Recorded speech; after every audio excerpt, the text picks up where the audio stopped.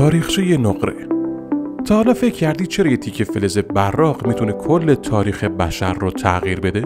مردم برای نقره جنگیدن، امپراتوری ساختن و حتی زندگیشون رو به خطر انداختن. نقره فقط یه فلز زینتی نیست، یه تکه از تاریخه. از دوران باستان تا توی جیب خودت.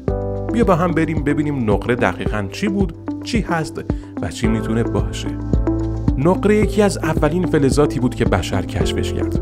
حدود 5000 سال پیش انسان‌ها توی تمدن‌هایی مثل سومر و مصر یاد گرفتن چجوری از دل سنگ‌های معدنی نقره خالص در بیارن. نه با دستگاه‌های مدرن، بلکه با آتیش و آب و کلی نبوغ. خیلی زود نقره از یه فلز کمیاب تبدیل شد به پول جهانی. توی قرن اول قبل از میلاد رومی‌ها سکه نقره‌ای دناریوس رو ضرب کردن. در ایران سکه درهم نقره‌ای از زمان ساسانی‌ها رواج داشت و توی چین نقره تا قرن 19 میلادی پایه اصلی پول کشور بود. اما نقطه عطف نقره قرن 16 بود، وقتی اسپانیایی‌ها با تصرف معادن آمریکا مثل پوتوسی هزاران تن نقره به اروپا بردن و باهاش اقتصاد جهانی رو ساختن. همه قبولش داشتن، مثل یه ارز دیجیتال قدیمی قبل از بیت کوین. جالبه بدونی توی زبان انگلیسی کلمه سیلور یه زمانی معنی پول هم میداد. نقره فقط توی جیب مردم نبود، توی قلب و باورهاشون هم بود. در اسطوره‌های یونانی نقره نماد ماه و آرامش شب بود. در طب سنتی ایران خاصیت ضد عفونی کننده داشته. خیلی از تمدن‌های باستان نقره رو مقدس می‌دونستن و توی آیین‌های مذهبی ازش استفاده می‌کردن.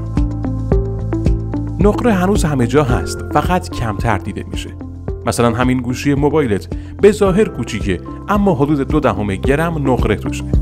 توی لپتاپ هم چیزی بین نیم تا 1 گرم نقره به کار رفته. نقشش چیه؟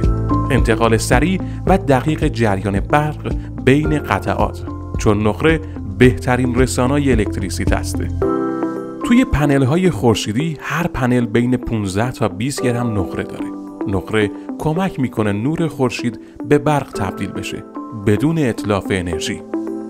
در باتری‌های پیشرفته مثل نقره روی یا باتری‌های فضایی ممکنه هر باتری از 10 تا 30 گرم نقره مصرف کنه. این باتری‌ها خیلی پایدار، مقاوم و پرقدرتن واسه جاهایی که هیچ خطایی قابل قبول نیست، مثلا در فضاپیما یا تجهیزات نظامی. اما کاربرد نقره فقط صنعتی نیست، توی پزشکی هم غوغا میکنه. نقره خاصیت ضد باکتری عجیبی داره. برای همین توی ماسک‌های پزشکی پیشرفته از نانوذرات نقره استفاده میشه. هر ماسک ممکنه حدود 3000 تا 5000 گرم نقره نانو داشته باشه. کم به نظر میاد، ولی همون مقدار باعث میشه باکتری‌ها نتونن رشد کنن. توی کرم‌های ترمیم زخم، پانسمان‌های ضد عفونی کننده و حتی داروهای پوستی هم نقره حضور داره، چون هم التهاب رو کم میکنه، هم جلوی عفونت رو میگیره. و حتی توی لباس‌های ورزشی، الیافی که با نقره پوشش داده شدن باعث کاهش بوی بد ناشی از تعریق میشن.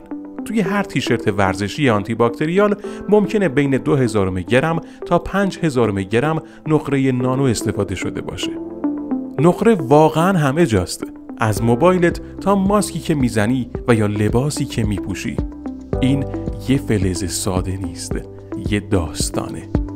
داستانی از دل کوههای سخت تا قلب تکنولوژی‌های امروزی. فلزی که هم امپراتوری‌ها رو ثروتمند کرد، هم دانشمندان رو شگفت زده. اگه نقره تونسته گذشته بشر رو بسازه، شاید آیندهش رو هم بتونه شکل بده. تو چی فکر میکنی؟ نقره فقط یه فلزه یا یه تیکه از تاریخ زنده بشره؟ نظرتو برامون بنویس. اگه از این ویدیو خوشت اومد لایک کن، سابسکرایب یادت نره و بزن بریم سراغ دانستنی‌های جالب بعدی درباره نقره. سیلوستر: خرید شمش و ساچمه نقره برای سرمایه گذاری.